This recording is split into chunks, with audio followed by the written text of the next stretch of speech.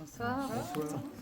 Alors, déjà, je vais remercier tous les gens qui ont participé à ce projet, qui ont fait en sorte que ce clip il soit visible partout. Ce qui est justement le problème des maladies orphelines comme la mienne. Donc, la malformation d'Annold-Chiari, c'est en fait une maladie neurologique. On a le cerveau, on a le cervelet et on a la moelle épinière. Et les gens valides ont un cervelet qui est à plus de 3 mm de la moelle épinière.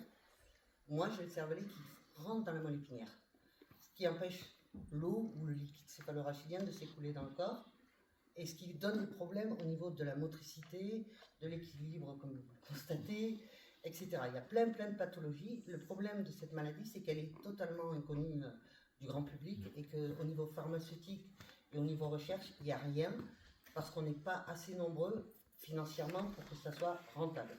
C'est malheureux à dire, mais c'est une réalité.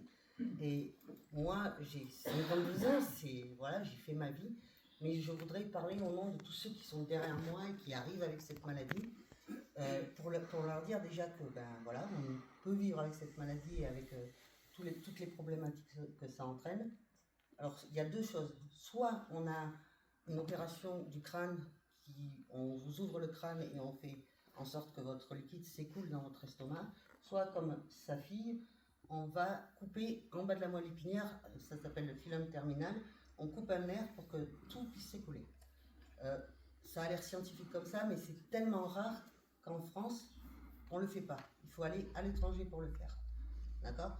Après, on vit au quotidien. Moi, par exemple, je voudrais dire aux gens qui ont cette maladie, on va créer une association, on est en train de créer une association avec Antoinette, pour que les gens puissent venir en parler, poser des questions. J'ai une fille, elle a rien.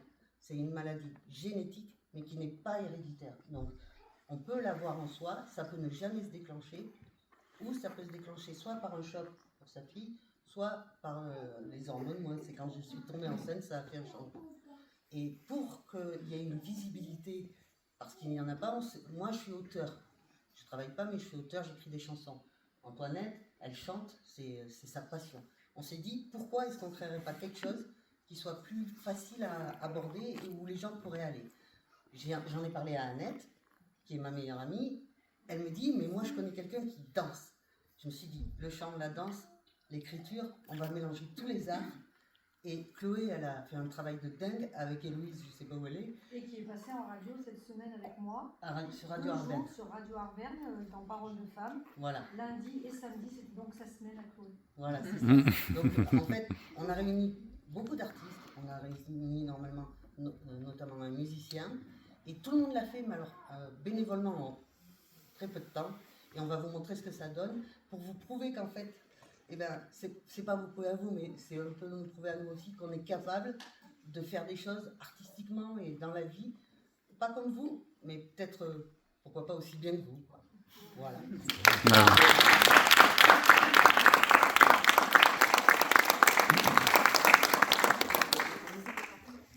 je te laisse répondre la lumière. Et on va commencer, on va vous faire la version longue, certains ont vu la version courte en clip. Et aujourd'hui, laissez peut-être le vestiaire comme ça. Ouais.